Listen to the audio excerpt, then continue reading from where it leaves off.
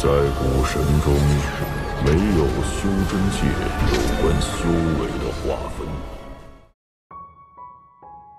Sebelum menyimak alur cerita Renegade Immortal, sobat bisa menonton filmnya terlebih dahulu, agar mudah memahami alur ceritanya. Tanpa berlama-lama, lanjut ke alur ceritanya. Saat ini, lampu merah tiba-tiba berhenti menyebar seolah-olah telah mencapai batasnya. Namun, hal yang mengejutkan terjadi di semua tempat yang dijangkau lampu merah. Di antara bintang-bintang, planet-planet, dan ruang angkasa, segala sesuatu mulai dari harta karun, batu giok, batu roh, batu giok surgawi, mayat, pedang kuno, sisa-sisa harta karun, mantra surgawi, harta budidaya kuno, dan berbagai hal lainnya, dimanapun mereka berada, selama mereka berada dalam jangkauan lampu merah, dan tanpa pemilik, mereka mulai gemetar. Gemetar ini tidak berlangsung lama, namun efeknya di luar imajinasi. Saat ini semua benda tanpa pemilik bergetar hebat. Tidak semua pembudidaya di planet budidaya ini mengetahui dari mana lampu merah ini berasal. Faktanya, sebagian besar pembudidaya telah membuat ide sendiri tentang lampu merah yang muncul setiap 5.000 tahun sekali. Hanya beberapa kultivator yang benar-benar kuat yang mengetahui dari mana lampu merah ini berasal dan Laut Roh Iblis Timur di dekat planet Tianyun telah terbuka.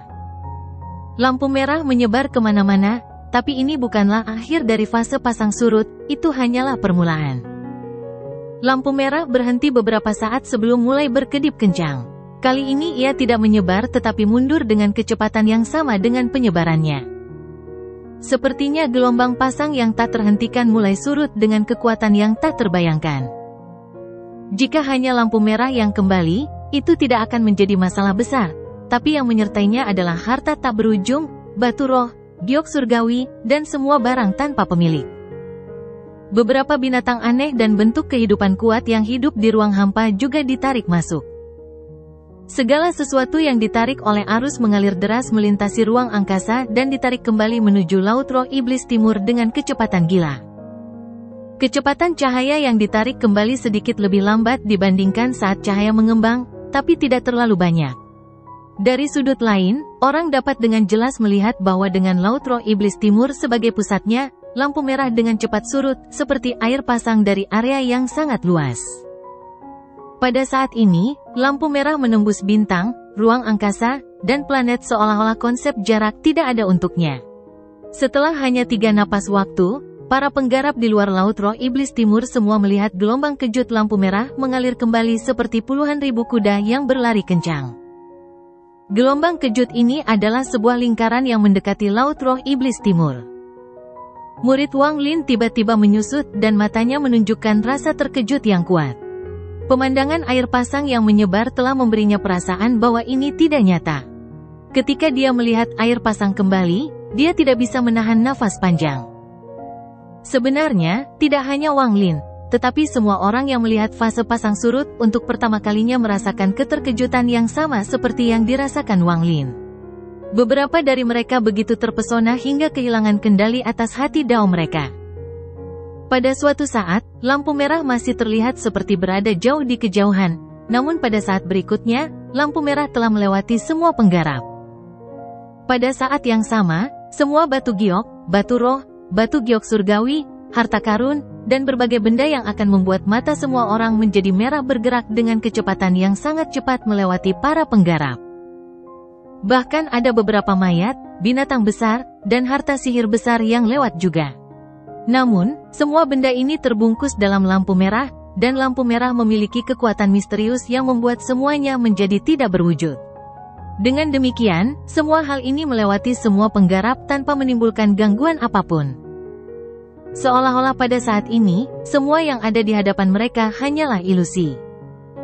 Wang Lin secara pribadi melihat binatang iblis raksasa dengan satu tanduk yang memancarkan petir hitam dan memiliki tingkat budidaya yang mirip dengan seorang kultivator ascendant menembus tubuhnya dengan kecepatan yang sangat cepat sehingga dia tidak memiliki kesempatan untuk menghindar sama sekali.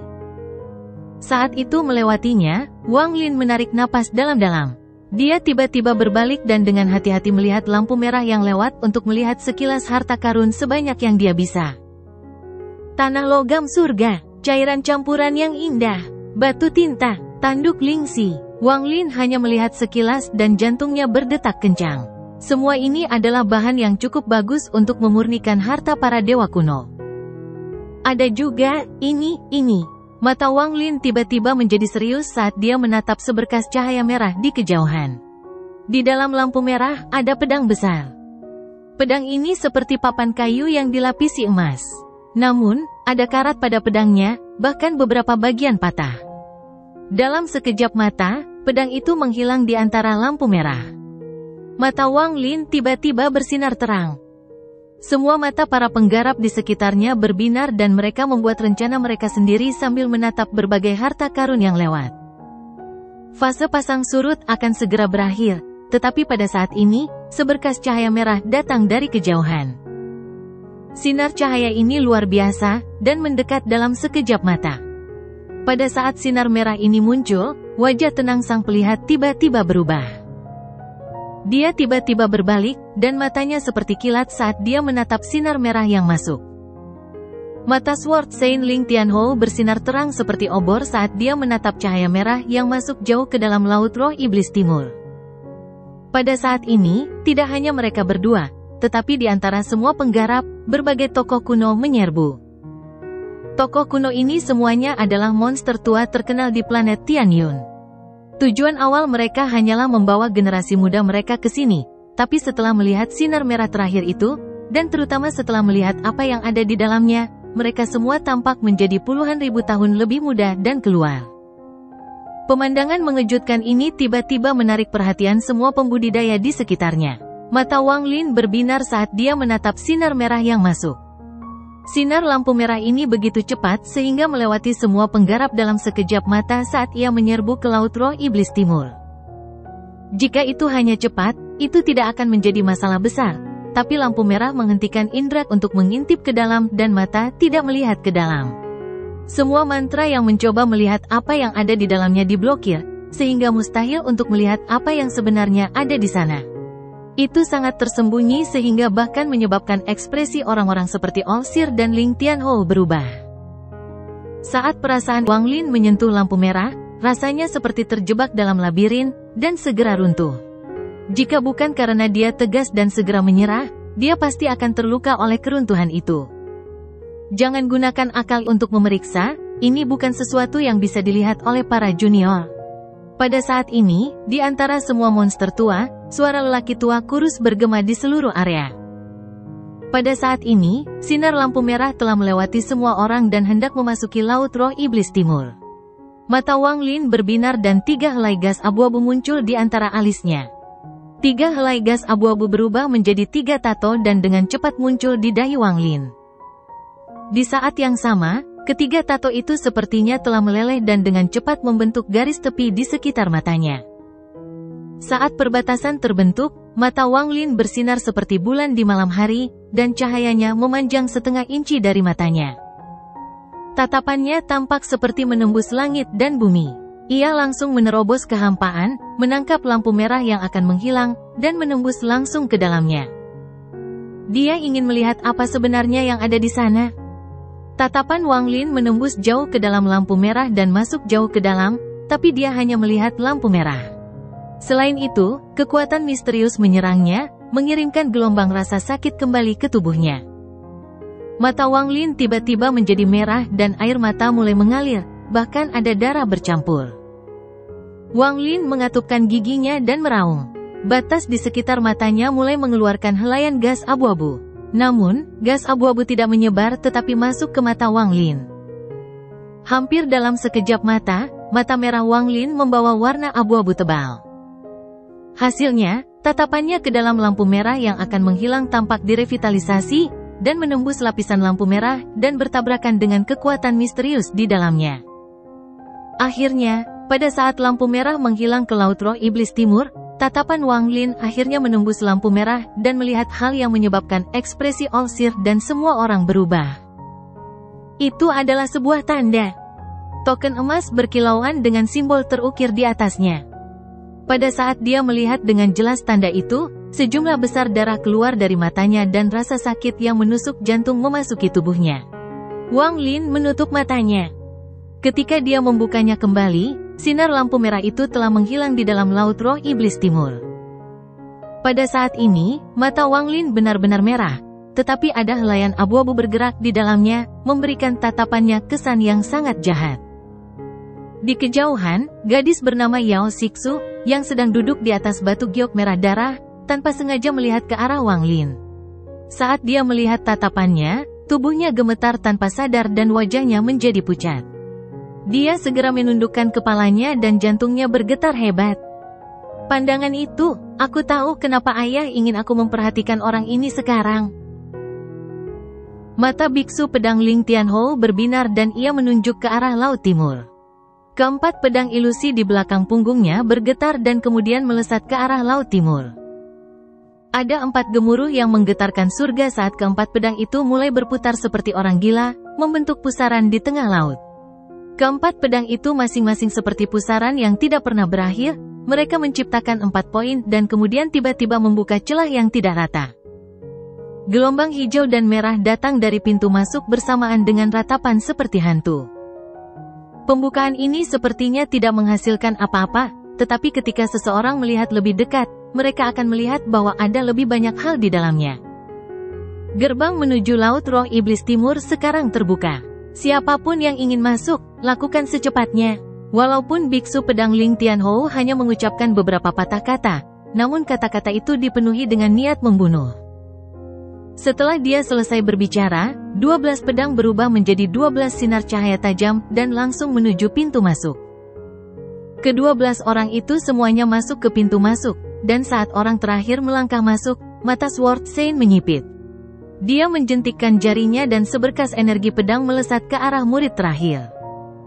Ini adalah sinar energi pedang dariku untuk kalian berdua-belas, gunakan sebagai mantra penyelamat nyawa. Saat Ling Tianhou mengatakan ini, sinar energi pedang diterima dengan hormat oleh murid terakhir. Dia membungkuk ke arah Sword Saint dan kemudian berjalan masuk. Mata sang pelihat tampak tenang saat dia menatap Ling Tianhou dengan penuh arti dan berkata, murid dari Sekte Takdir Surgawi, masuklah ke dalam. Bersama Wang Lin, 10 orang dari mereka menjawab. Mereka segera bangkit dan terbang menuju pintu masuk. Namun, kecepatan Wang Lin sedikit melambat, dan dia tidak masuk lebih dulu. Dia menunggu yang lain masuk dulu lalu masuk ke dalam. Setelah murid Sekte Pedang Daluo dan Sekte Nasib Surgawi masuk, murid sekte terkenal dan monster tua semuanya terbang menuju pintu masuk. Yao Kikwe, yang berada di atas batu giok darah, merenung sejenak sebelum mengatupkan giginya dan menyerbu menuju pintu masuk. Selama setengah jam, orang terus memasuki gerbang tersebut. Di antara ratusan orang yang masuk, ada murid dari beberapa monster tua yang sangat terkenal. Setengah jam kemudian, biksu pedang Ling Tianhou melambaikan tangannya dan 4 pusaran air yang menciptakan celah tersebut bergetar. Kemudian mereka berhenti berputar dan berubah menjadi 4 sinar energi pedang dan terbang kembali ke Ling Tianhou, menjadi 4 pedang ilusi yang berkedip sekali lagi. Saat keempat pedang itu menghilang, sejumlah besar lampu hijau dan merah keluar dari lubangnya. Hampir dalam sekejap mata, bukaan itu menghilang tanpa bekas. Para penggarap di sekitarnya hampir semuanya tersebar, dan bahkan mereka yang belum pergi perlahan-lahan juga tersebar. Segera, hanya ada segelintir kultivator yang tersisa di luar Laut Roh Iblis Timur. Semua pembudidaya ini adalah monster tua yang terkenal, dan mereka semua memiliki tingkat budidaya yang tinggi. Mereka semua mengenal satu sama lain, dan satu-satunya alasan mereka tidak pergi adalah karena benda di dalam sinar merah terakhir itu. Hal ini melibatkan rahasia besar planet Tianyun. Semua orang di sini diam dan tidak ada yang berbicara. Mata biksu pedang Ling Tianhou menyipit saat dia menatap ke arah sang peramal dan berteriak, "Yang Maha Melihat, benda di sinar merah terakhir itu adalah sebuah tanda." Mata sang pelihat tampak tenang saat dia melihat ke arah Sword Saint dan kemudian ke teman-teman lama di sekitarnya, lalu dia tersenyum tipis dan berkata, "Itu benar. Itu adalah tanda, dan ini yang ketiga. Saya tidak berpikir bahwa pembukaan Laut Roh Setan Timur ini akan membawa tanda yang telah kita tunggu-tunggu. Sekarang tokennya ada di dalam Laut Roh Iblis Timur, kita tidak perlu khawatir." Laut Roh Iblis Timur terbuka setiap 5.000 tahun sekali, dan para murid menguji diri mereka sendiri di dalam selama 500 tahun. Hasilnya, kita akan bertemu lagi di sini dalam 200 tahun, dan kemudian kita akan masuk ke sana lagi. Saya yakin semua orang sudah mendengar tentang apa yang terjadi sebelumnya, jadi saya harap semua orang sudah bersiap dengan baik. Saya pikir 200 tahun adalah waktu yang cukup bagi semua orang untuk bersiap sepenuhnya. Setelah Olsir selesai berbicara, dia menggenggam tangannya pada semua orang sebelum melambaikan lengan bajunya dan melangkah ke dalam kehampaan. Tubuhnya perlahan menghilang ke dalam kehampaan. Biksu pedang Ling Tianhou mendengus sambil berbalik untuk menatap Laut Roh Iblis Timur sebelum melangkah ke pancaran energi pedang dan menghilang. Setelah mereka berdua, monster tua terkenal yang tersisa semuanya memiliki pemikiran yang berbeda-beda saat mereka membentuk kelompok yang terdiri dari 3 hingga 5 orang dan pergi. Daerah di luar Laut Roh Iblis Timur sekarang kembali ke keadaan damai seperti sebelumnya. Lautan benda terapung perlahan bergerak dan mengeluarkan aura misterius. Bagian dalam gerbang Laut Roh Iblis Timur berada dalam kekacauan total. Dapat dikatakan bahwa tempat ini adalah wilayahnya sendiri. Mungkin ada orang di sini yang tahu seberapa besar tempat ini, tapi Wang Lin jelas bukan salah satu dari mereka. Setelah dia melangkah melewati gerbang, dia merasa seperti berjalan melewati air dan memasuki kedalaman lautan. Di depannya ada gurun yang luas. Tempat ini memiliki langit, tanah, dan bahkan laut, tapi ini bukanlah planet budidaya. Tidak ada seorang pun di sekitar lokasi Wang Lin saat ini, satu-satunya hal di sekitarnya adalah gurun tak berujung. 9 orang lainnya dari Sekte Nasib Surgawi semuanya terpecah ketika mereka memasuki gerbang. Saat ini dia tidak tahu di mana mereka berada. Laut Roh Iblis Timur ini benar-benar berbeda dari tempat lain yang pernah saya kunjungi sebelumnya. Tempat ini lebih seperti dunia fana daripada tempat dengan banyak harta karun tersembunyi. Mata Wang Lin berbinar, lalu dia menyebarkan akal sehatnya dan terbang ke langit. Saya kira orang lain yang masuk dipisahkan secara paksa oleh gerbang seperti saya dan akan bertahan hidup di Laut Roh Setan Timur sendirian. Sun Yunshan pernah berkata bahwa perjalanan ke Laut Roh Setan Timur berlangsung selama 500 tahun. Itu berarti saya harus tinggal di sini selama 500 tahun. Wang Lin tetap tenang sambil terus terbang dan merenung. Waktu 500 tahun bagi manusia adalah beberapa generasi, tetapi bagi para kultivator, itu hanyalah jentikan jari. Namun, dalam 500 tahun ini, ada banyak hal yang harus saya lakukan. Saya harus mencapai penyelesaian besar dari seni pembantaian surgawi, ini adalah prioritas nomor 1. Juga, bahkan jika Tuo Sen membebaskan diri, dia tidak akan pernah bisa menebak bahwa aku ada di sini, jadi itu memberiku tambahan 500 tahun. Mata Wang Lin berbinar dan dia menunjukkan senyuman tipis. Sebelumnya, dia mendengar dari Sun Yunshan bahwa begitu seseorang memasuki Laut Roh Iblis Timur, mereka harus tinggal di dalam selama 500 tahun. Setelah mendengar itu, dia memutuskan bahwa dia benar-benar harus memasuki Laut Roh Iblis Timur. Harus dikatakan bahwa orang yang paling ditakuti Wang Lin adalah Tuo Sen dari negeri Dewa Kuno.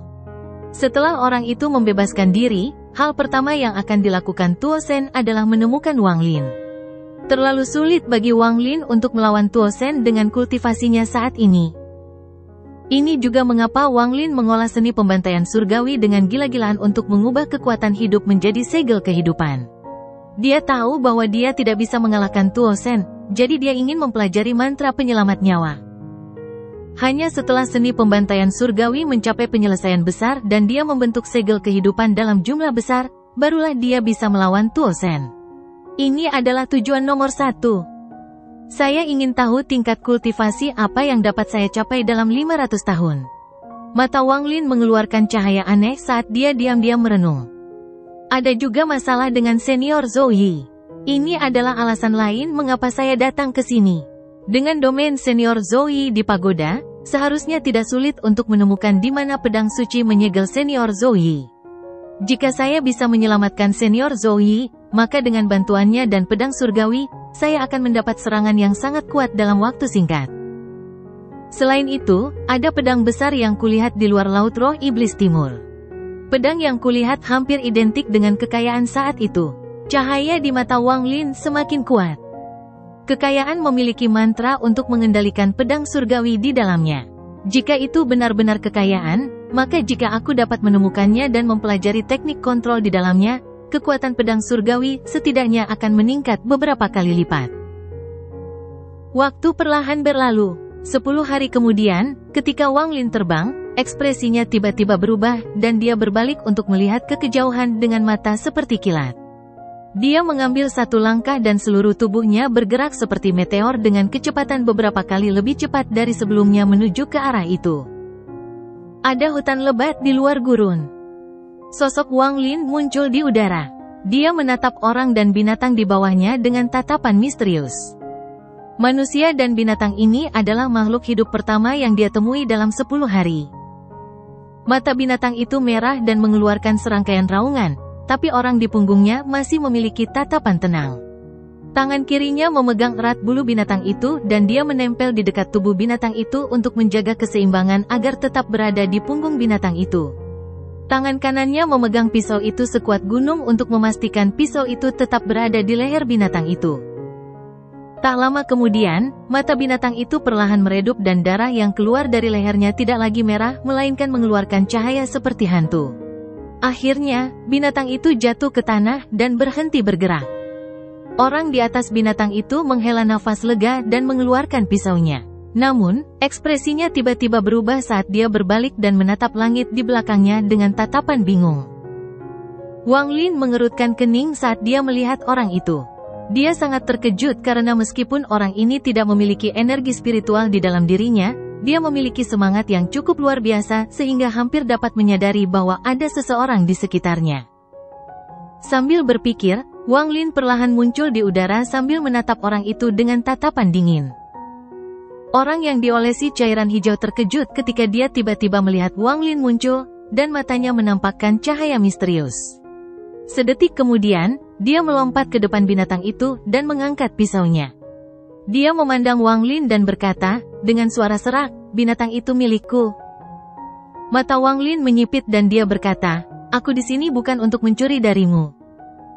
Orang itu menatap Wang Lin sebentar dan mengangguk tak lama kemudian. Dia kemudian perlahan berlutut, meraih binatang itu dengan susah payah, dan menyeretnya ke dalam hutan. Saat dia menyeret binatang itu, dia menatap Wang Lin dengan kewaspadaannya. Wang Lin tidak bergerak bahkan setelah orang ini pindah jauh. Di mata Wang Lin, orang ini sangat menarik. Orang yang diolesi cairan hijau menyeret binatang itu sangat jauh. Ketika dia melihat Wang Lin tidak mengikuti, dia menghela nafas lega dan terus menyeret bulu binatang itu. Dia berkeliaran sepanjang hari, dan baru setelah matahari terbenam dia menyeret binatang itu ke lembah tersembunyi. Saat dia memasuki lembah, riak samar muncul. Namun riak ini sangat samar dan cepat menghilang, sehingga tidak mudah dikenali. Saat dia memasuki lembah, tubuh Wang Lin keluar dari kehampaan. Matanya berbinar dan menampakkan cahaya misterius saat dia melihat sekeliling. Seseorang menghabiskan banyak usaha untuk menempatkan formasi raksasa di sini. Ia dapat menyembunyikan keberadaan semua makhluk hidup, jadi kecuali seseorang berada di dekatnya, hampir mustahil untuk menyadari keberadaan tempat ini. Melihat tanda-tanda formasinya, ia sudah ada di sini selama bertahun-tahun yang tak terhitung jumlahnya. Cara penempatan formasi berbeda dengan metode aliansi budidaya, jadi ini seharusnya dilakukan oleh para penggarap kuno. Mata Wang Lin seperti obor. Dia tidak terburu-buru memasuki lembah, jadi dia memeriksa lembah dari luar sebelum sampai pada kesimpulan ini. Tempat ini menarik. Laut Roh Iblis Timur ini jelas berbeda dari tempat lain yang pernah saya kunjungi untuk berburu harta karun. Mata Wang Lin mengungkapkan cahaya misterius saat dia melihat lembah yang dilindungi oleh formasi. Setelah mengamati beberapa saat, dia menunjuk ke udara. Sinar energi spiritual dengan cepat terbang keluar dari jarinya dan menuju ke lembah. Namun, pada saat pancaran energi spiritual memasuki lembah, formasi yang mengelilingi lembah mulai bergemuruh. Gas hijau keluar dari formasi dan dengan cepat melahap energi spiritual yang dikeluarkan Wang Lin. Tak lama kemudian, banyak suara tiba-tiba terdengar dari dalam lembah. Mata Wang Lin berbinar. Dia mundur beberapa langkah dan kemudian tubuhnya menghilang. Kilatan cahaya terang datang dari dalam lembah, dan 3 orang keluar. Ketiga orang ini semuanya bertelanjang dada dan ada cairan hijau yang dioleskan ke seluruh tubuh mereka. Mereka memegang senjata berkarat di tangan mereka, dan setelah keluar dari lembah, mereka semua sangat berhati-hati. Tak lama setelah itu, mereka bertiga terlihat kebingungan. Mereka saling memandang sebelum berjalan kembali ke lembah. Saat mereka menghilang ke dalam lembah, tubuh Wang Lin berubah menjadi asap hijau dan segera mengikuti mereka. Namun, ketika dia menyentuh formasi tersebut, formasi itu aktif kembali dan memancarkan lampu hijau. Perasaan krisis yang kuat menyelimuti wilayah tersebut. Wang Lin mengerutkan kening dan mundur beberapa langkah. Setelah dia mundur, lampu hijau menghilang dari formasi. Menarik, mata Wang Lin menjadi dingin. Tujuan dari formasi ini adalah untuk melindungi segala sesuatu di dalam lembah dan tidak membiarkan orang lain masuk. Begitu seseorang mencoba menerobos, formasi akan mengaktifkan semua kekuatannya untuk membunuh penyerang. Formasi ini sangat cerdik. Setelah mempelajarinya sebentar, Wang Lin tahu bahwa dia tidak dapat memecahkannya dalam waktu singkat. Tatapannya menjadi gelap saat dia duduk dalam posisi lotus di luar formasi tanpa mengucapkan sepatah kata pun. Tak lama setelah dia menampakkan dirinya, dia menarik perhatian orang-orang di dalam lembah. Ada kilatan cahaya dan kemudian 4 orang keluar. Di antara 4 orang, 3 di antaranya adalah 3 orang sebelumnya, dan orang keempat dipenuhi dengan niat membunuh. Dia memegang lengan tiang hitam yang memancarkan cahaya seperti hantu. Saat dia berjalan keluar, tanpa mengucapkan sepatah kata pun, dia melemparkan tiang ke arah Wang Lin. Lalu dia tersenyum kejam dan menyerang Wang Lin. 3 orang di belakangnya juga mengaum dan menyerang Wang Lin dengan senjata berkarat mereka. Mata Wang Lin tenang. Dengan satu tatapan, lengan tiang yang terbang ke arahnya segera roboh. Orang dengan senyuman kejam itu terkejut. Dia menatap lengan tiang yang patah dengan mulut terbuka lebar, tidak bisa berkata apa-apa. 3 orang di belakangnya juga berhenti. Wang Lin tidak membuang waktu bersama mereka dan mengulurkan tangan kanannya. Mereka segera berteriak, karena kekuatan misterius telah menangkap mereka berempat. Wang Lin melemparkan mereka ke samping dan menjebak mereka sehingga mereka tidak bisa bergerak. Biasanya, Wang Lin tidak akan merendahkan dirinya untuk berurusan dengan orang-orang yang tidak memiliki energi spiritual di tubuh mereka, tapi tempat ini terlalu aneh. Lembah seperti miliknya memiliki formasi kuno yang melindunginya. Yang bisa dia lakukan hanyalah menemukan petunjuk dari orang-orang yang tinggal di dalam. Setelah dia dengan mudah menangkap mereka berempat, ekspresi Wang Lin tetap normal dan dia terus berkultivasi. Tidak lama kemudian keributan terdengar dari dalam lembah. Ada lebih banyak kilatan cahaya dari dalam lembah, dan kali ini, 2 orang keluar.